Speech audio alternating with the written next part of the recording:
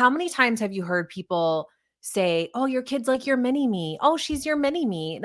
But they're They're not. They're not. totally different They're human not. beings. They think differently, they feel differently, they process things Yes. differently. I think it's I don't think it's healthy to try to raise your kids to be the same as you and think the Mm-mm. same and believe the same.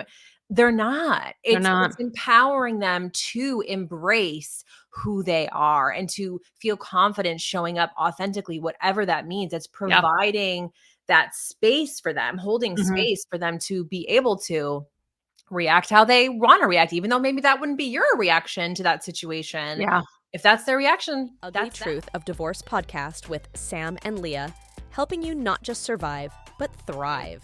Good morning, you guys, and welcome back to the Ugly Truth of Divorce podcast with Sam and Leah. Today, we are going to talk about our children and divorce. Mm. Have you ever really thought about this? Like, I think people say, well, this is going to fuck up your kids and, it's going to cause them to be divorced kids. And that's really never been a thought. I think I've never really thought, okay, because my kids grew up divorced kids, that they're automatically going to get divorced. That's never really been a thought to me. No, I think that probably comes from if you're somebody who's been divorced and then you learn no lessons, make no changes, do no healing, try to figure your shit out so that you make different choices moving forward, then all of those decisions that led you to that partner to begin with are being passed on to your kid. Yeah. You're learning what relationships are like. And so if you find yourself in the same relationships over and over, you're setting that example for them. So I don't think that just because I've been divorced, my kid is going to get divorced. I mean, who knows? And if she does, Yeah. whatever, it doesn't matter. Join the club. But Right. I think I've learned enough about relationships and myself and Mhm. to be able to give her way Tools. better tools than I had Yeah. when I was making those choices. I think that's the key, what you just said. If you can look at your divorce and learn from it, and then learn how to give your kids either same tools that you learned or just set them up for success. So Mhm. Lee and I, if you guys don't already know, are like the biggest fans of ChatGPT. Yeah. Like if they had an affiliate program, we would Oh, already yeah. be signed up. Yeah. We would I wear use it t-shirts. If every they day. would give us gear, we would wear the gear. Leah has a little helpful tool. If you guys, a little ebook on how to use ChatGPT, you can check out the links wherever you're watching this from. That's what, $11. And it teaches you, especially Yeah. if it's Generation X people and above, it teaches us how to use ChatGPT. So Yeah. take advantage of that. And it has templates and prompts and all that Yeah. shit, so you know exactly how to talk to your ex. Absolutely. And before we get started, I typed into ChatGPT and I said, hey, how can I make sure my kids don't get divorced like I did? And it gave me 10 really cool tips. So we're going to go over those tips today. But this is also, just a time to tell you guys that we do these podcasts to just let you guys into our world of really what the next chapter is about. Inside the next chapter, it's a paid membership to be a part of where you get Sam or you get me and Leah exclusively with trainings on Mondays and follow-up trainings on Thursdays. We answer your questions on answer your questions. Live. Yeah, live let's Q&A. just wrap our head around that. Like people can book a consult with you and I Mhm. for a very pricey number for 30 minutes one Mhm. time, or for half the price, they could get us 4 times a month. Mhm. Like, I'm I not know. good at math, but I'm No-brainer. good at that Plus kind of math. and I was actually breaking this down to my husband yesterday. When we run workshops on any of these topics that we're teaching every Monday inside the next chapter, we charge at least $97 for that one workshop on that one topic, and you charge more sometimes, right? Yeah. And so that's why it's such a no-brainer because for what you could pay for one workshop, you're getting a workshop every single week on a different topic. And sometimes you get 5 of them because we have like an extra Monday in a month sometimes. You get 4 to 5 workshops every single week on topics that are touching your life. And so it's a no-brainer. Everyone needs to be in there. Okay, so let's dive in. So I typed into ChatGPT because it's like it's becoming my best friend. Like yesterday when I used it, I was like, "Thank you so much." And it's funny that you talk to it like that. I don't do that ever. It gave me, I said, hey, I need 5 more titles. And I liked like the third one. I was like, number 3 is amazing. Thanks so much. And they were like, let me know when you need more help. And I was like, okay. Like Have a and I great don't even weekend, ChatGPT. know, like enjoy yourself. In my mind, it's a human sitting behind there, but it's not. I Right. know it's No, not. It's it's not. AI. It's AI. But okay, you guys. So I asked it. I said, hey, how can I make sure that my kid doesn't end up divorced like I did? Right. Number one, healthy relationship modeling. Yeah, right. We always talk Duh! about this. You are setting the example. Even when you think your kids aren't paying attention, they are. Yeah. It's all subconscious. Think of all the bullshit you were Mhm. dragging around in your life because of what your parents were doing or what they were teaching you or what their beliefs were. Right. Hmm. Well, and I think also this doesn't have to be like, I don't want somebody sitting there thinking, oh my God, I have to jump into a relationship to model a healthy behavior.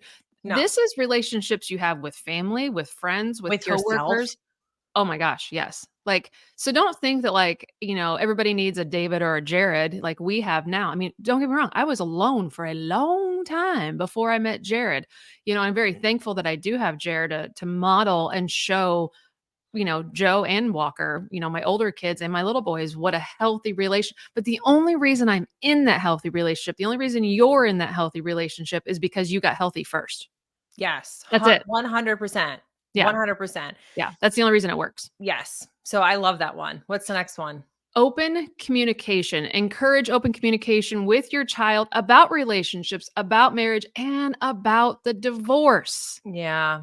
They gotta Yeah. they gotta understand it, that, hey, they are, a child of divorce, but that doesn't mean they will be. Like, I just think I've always preached to everybody, truth teller. Just be the truth Yeah. teller in your child's life, no matter if you're at fault, no matter if the other party's at fault. And there's a difference between me dogging my ex and saying X, Y, and Z happened to just saying, you know what he was given was not what I wanted to receive, and what I was putting out was not received well either. And we just had to end it because we Yeah. weren't compatible. We didn't think the same. We didn't parent the same. We didn't have the same morals. Whatever it is, I can wrap it up in a sentence versus a story that paints me as the victim. So I think there needs to just be maturity when you talk to your children about divorce, but I Mhm. think you have to say the hard things. Yeah, obviously, it depends on how old your kids are Oh and all yeah, that stuff. absolutely.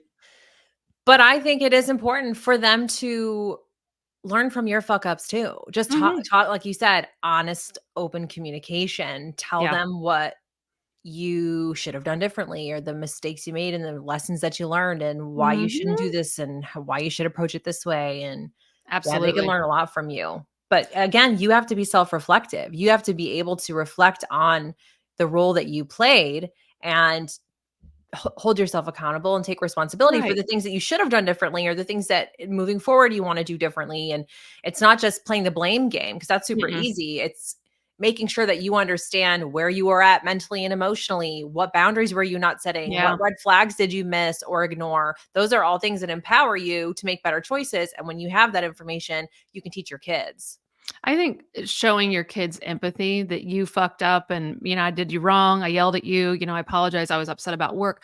Like anytime you can be vulnerable with your kids and show, I did this wrong, whether it be with the child or with somebody else or at work or whatever, your kids have to see that you're not perfect so that they're willing to understand they're not always going to be perfect and they need to own up to their part in things. Because if we can teach that to our kids, we can stop this whole blame game, victimhood when Mhm. divorce happens, and teach our kids to find somebody that is willing early in a relationship to own up to their failures or faults or guilts or, fuck ups. I think, Mhm. man, I look back, my ex husband never once fucked up when we were dating. It was still always my fault. And then there I went, let's go get married. Like I didn't know enough about myself to know the warning signs. Mhm. I just didn't. I just didn't. Let's see. Number 3 is, let me scroll back up, teaching conflict resolution. I love that one. I think it's so important to learn how to fight healthily Yeah, oh my because gosh. until this relationship, girl, I would be throwing things, slamming things, Screaming, ignoring, pouting, stonewalling. I would running off. leave. I would, Chase me. yeah, close the door, yell. It wasn't good. It wasn't healthy. Right. So I had to, again, self-reflect, figure out how to control my own emotions, process my own emotions. What do I Yeah. need in order to be able to communicate? And this is what makes, honestly, my relationship with my husband now one of the healthiest relationships ever. we fight well. We are not screaming at each other and swearing at each other. We're not throwing things. We can literally check ourselves and go, okay, listen, I'm at like an 11 right now, so I can't Yeah. have this conversation with you. I just need some time to process what's going Yeah. on. Let me think about it, and then we'll come back, and then we just have a conversation. We Yeah. can just sit and just talk about Mhm. it, and then we're on the same team. Yeah. We our goal is to get back on the same page, to find Yeah. some kind of resolution and then move forward. And it works every time, all the time, and it's amazing. Well, I think teaching conflict resolution has to be, I think, what you first said. You have to know yourself on how you fight.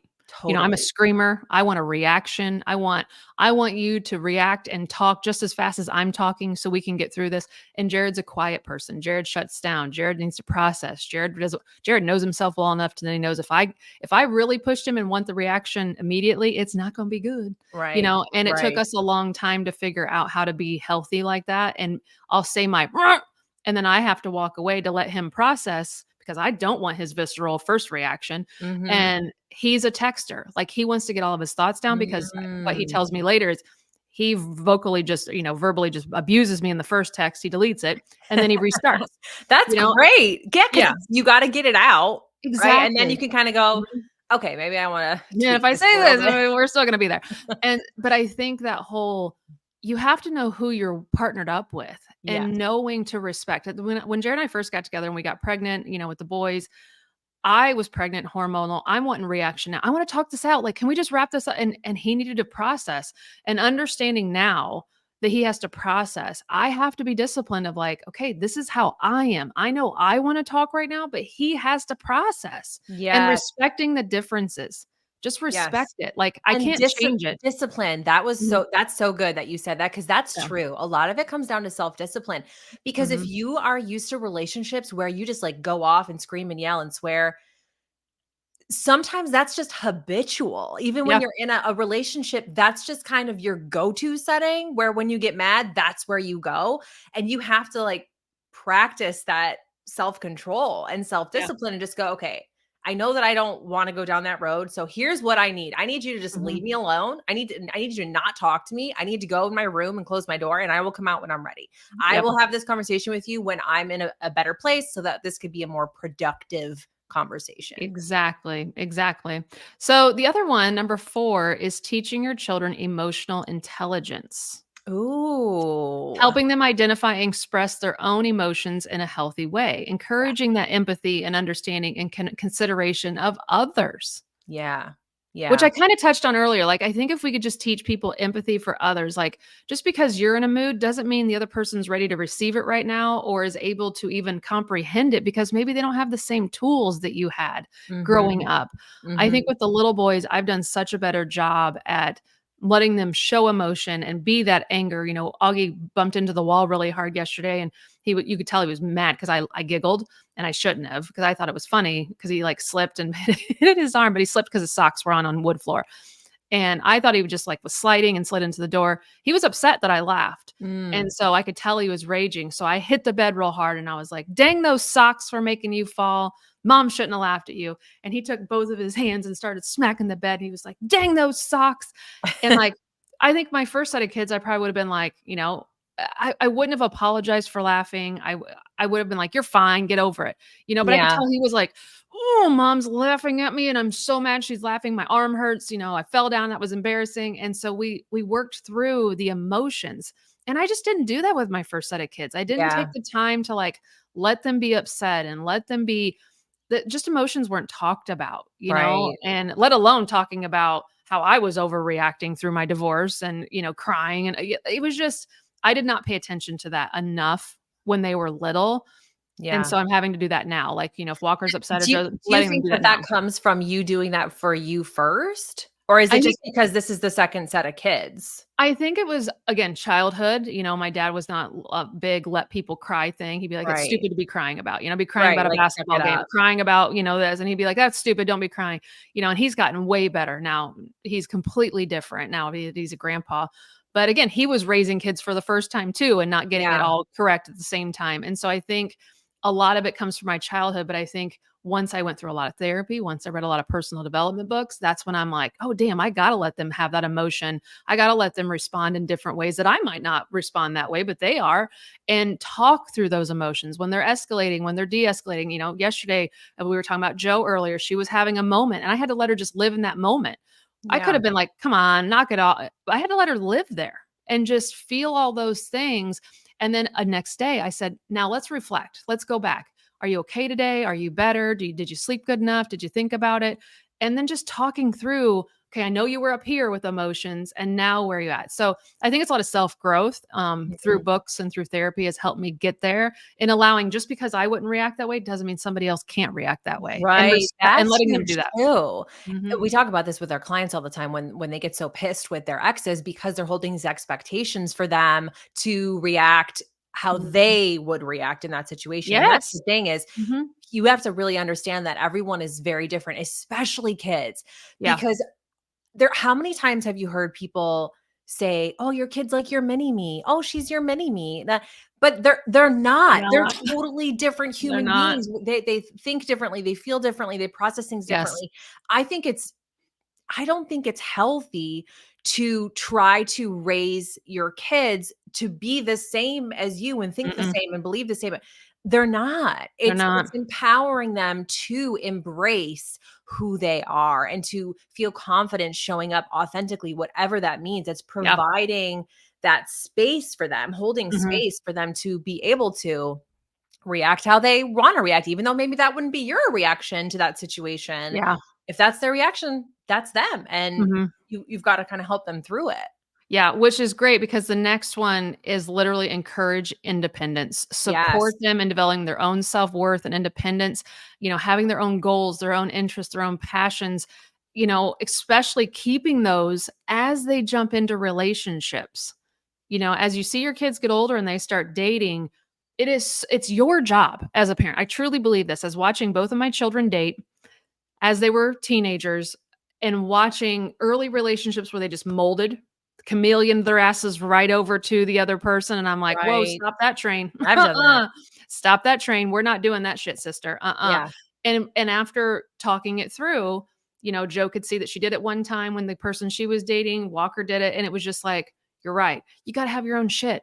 You got to have your own thing. Jared and I have our own things. You and David have your own Mhm. things. You don't do everything together. Like, No. and I think this starts so young. And I can say that I'm one that like makes my kids order for themselves. Yes. I make my kids do a lot of things independently, Yeah. probably more so than the average parent, because I want to teach them that it's their life. Mhm. You tell the waitress what you want. Mhm. I don't know what you want. You have to pick. No, I'm not picking Yeah. for you. And so just starting those little things early on and holding on to, they can be different than their siblings. That's how it first Mhm. starts. They can be different than mom and dad. And then eventually it just starts going. Because if you're having those people pleaser children that are like, I don't care, what do you want? That's a sign you got to start working on their independence because they Yeah. don't know what they want because they're asking Right. you. They're Right. asking you. So this independent one is, it can make or break your child becoming a future people pleaser. They got to know. I mean, Joe has this cool sense of style. The girl dresses phenomenal. Nothing I would ever wear. I mean, if I had that body, I probably would, but she dresses phenomenal and she doesn't give a fuck. Like, it's just this, like, this is what I wear. Do the other girls at school wear Mhm. that? No. Cool. I mean, Mm. she just, I that love that. independence. That was not me at all. No, hell no. I'm like with the trends and, Yeah. How do whatever. I Like, look cool? No, I need these sneakers. yes. And like, I've told you before, when we go on vacation, this girl goes to the beach by herself. She reads a book by herself. She'll go to a Mhm. restaurant by herself. Like, she just has no fear of being alone and doing things for herself. I mean, the other Mhm. day she had an hour to kill. So she went and tried on all these new perfumes at the mall. And I'm just like, I probably would have sat in my car and been on my phone. Mm. And she's like out, engaging with people. So, I mean, this one's huge so that you don't become that chameleon into a relationship and be, Yeah. codependent and, enable And each other. some of this is hard if you're the type of person who your whole world is your kids. Yeah. Because if you don't have anything outside of your kids, then part of you feels like your cup is Mhm. being filled because your kids need you in that Yeah. way. When really the goal is to raise empowered, confident, independent humans. It's Yep. you don't want them relying on you. You don't want them to need you in any way. You want to Mhm. give them all the tools so that so that they can go off and they can thrive without you. And some of that comes from our own insecurities of Yep. how, like, what do I do if I'm not needed by my kids? My It's like that self-worth. empty Mhm. nest, the empty nest, Yep. Yep. syndrome. So yes, encouraging independence. The number 6 is stress the importance of commitment. Okay. Okay. So following through with something, emphasizing marriage Mm. requires effort, patience, dedication to Right. others. There's ups and Okay. downs, right? You don't just, like, Yeah. quit right away, which Yeah. obviously, this is so funny. I mean, when trolls be trolling on my social and they're talking about, how you just give up and throw in the towel, give me a break. Women, how many times put in the comments, from the time that you first considered divorce to the time you actually got divorced, how many times 2 did you years. think about divorce? 2 years. Hundreds. Yeah. It took on average, it takes 2 years, literally. 2 years to pull the We trigger. Googled this 2 Mhm. years before a person actually takes those steps to get divorced. Nobody is just getting divorced on a whim. Nobody just Yeah. wakes up and goes, no, I'm just going to leave my marriage today. And I think the commitment part conversation can be before they even get married. You're teaching like make sure you pick a partner that you can go through the bottom of bottoms and the highest of highs and the opposite. When you're high, they're low. Are you going to still cheer each other on or still be supportive? Like Yeah. teaching that you have to be committed through the ugly part. I mean, I always reflect back to my parents who had me as teenagers and are still married 46 years later. I mean, you can't tell me 46 years have been bliss as you got, Right. married in high school. In Right. high Which is school. crazy. It's crazy. So, I mean, you talk about commitment. These people have been through growing up, graduating, Yeah. finding Finding themselves, jobs, figuring figuring out out who they yeah, even are who or the what they fuck want are in you? life. Yeah. I mean, because I guarantee they were not who they were at 17 is not who they were when they're No. 30s and now in their 50s and 60s. Like, and I think that was where a lot of shame came in my marriage in divorce was like, I put in 4 years and bolted. Right. And then here my parents like finished high school and found jobs and got houses and like all in their 20s with a kid, and they stayed Mhm. committed to each other. And I'm not saying it was rainbows and unicorns, I'm sure it wasn't, but Right. they stayed committed to each other. And that kind of commitment is just remarkable. I mean, it's Mhm. remarkable. Um, Mhm. and they were each other's best friends. So, Mhm. they had no choice. They were each other's backbone for growing up and stuff. But that kind of commitment, like teaching that you have to be there for each other because they were never in the same place at the same time. Mom would be working here and dad would be gone. And then somebody has a kid, somebody doesn't have it. And they always just figured it the fuck out. They Mhm. stayed committed. But Yeah. So that takes a lot. so what helped you accept and kind of forgive yourself for getting divorced if you felt guilty for throwing in the towel when you have your parents as your role Yeah. models? I had to forgive myself first. I had to go backwards. I had to forgive myself for marrying him so fast. Yeah. So I didn't really get a full opportunity to see what I was signing up Going for. I into, got yeah. married after 60 days, guys, 60 days. Not a highlight reel moment in my life. But I had to forgive myself for that. And then it was very easy to forgive myself for getting divorced because I had to be like, okay, let go of the fact that you didn't do due diligence, that you rushed it, that you eloped, that you didn't invite your parents. I think a lot of it still went back to I disappointed my parents because I married Mhm. this person after just 60 days. And so Mhm. it really wasn't forgiving myself for the divorce and not staying committed. It was signing even up for the marriage, is what I had to Right. really, once I went all the way back to that and forgave myself for that decision, then Yeah. then then it was all forgotten. Then it Yeah. was like, okay, and my parents have seen that moment of getting married led me to 2 amazing kids, but also to be able to then build such strong children because I went through something so hard. That my Yes. 2 kids are so fucking strong and so well versed in who they are and, they're already in the fucking boundaries session of life, and it's remarkable, and I don't know if they would have been there had I not married that person, Right. Right. I do So believe everything happens for a reason. That's just absolutely. me. Mhm. Absolutely, absolutely. All right, let's go to the next one. The next one is provide supportive relationships. Okay, surround your children with positive role models, Mm. supportive relationships, Mhm. other family members, friends, mentors, so that you're not the only person teaching them. Yes, that's so important. I Mhm. love doing that. I love having my kid around different people and just getting different experiences and hearing different perspectives. That I think that is really important, because otherwise they're in just such this little box. They're in kind of the very small world when the world is very big and there's lots of different opinions and perspectives and beliefs and approaches to things. So I like that Mhm. one a lot. Yeah, I think it's good. I think, that would really help if you aren't in that other modeling relationship yourself, that your kids are seeing other people that are, and again, they don't have to be married, just how people commit to other people. How how they are bonded and how they talk and how they fight and how they recover. Like your kids need to see that from other people as well, besides just you, so having Mhm. that premarital education. Mm. Consider having your children educated on premarital education counseling before they get married so they even know if they can be compatible or have insight or skills or tools to build that strong relationship. And I know, Yeah, why not? I Catholics mean, do it. therapy, but here's the thing though, is I think it's important to honestly be in therapy yourself Yeah. first, maybe, and then do let's go together and see if there's anything we need to work on or if this is the right fit, because everyone should be in therapy at least once in their life. Honestly, I really believe that, because Yeah. everyone's got shit that they're dealing with. Hmm. But the thing is, so what, my first husband was Catholic. And so I had to do that premarital, they call it counseling, but it was with a priest. Mm. The priest, Mm. they don't have a degree in psychology, or they're not Yeah.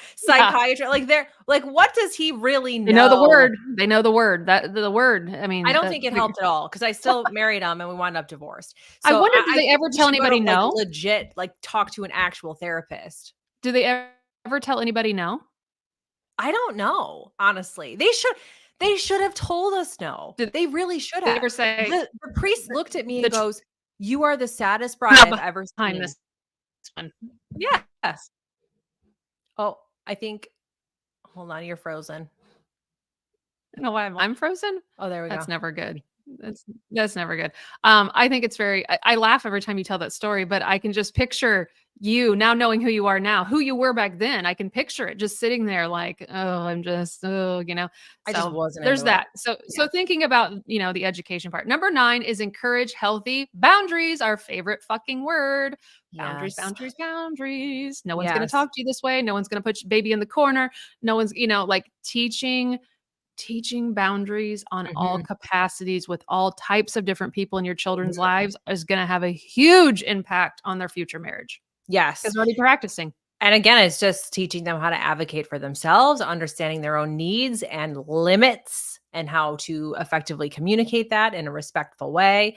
And that starts with you. Again, it starts with us. We have to be the ones that advocate for ourselves and set boundaries in relationships, and then they'll learn from our model.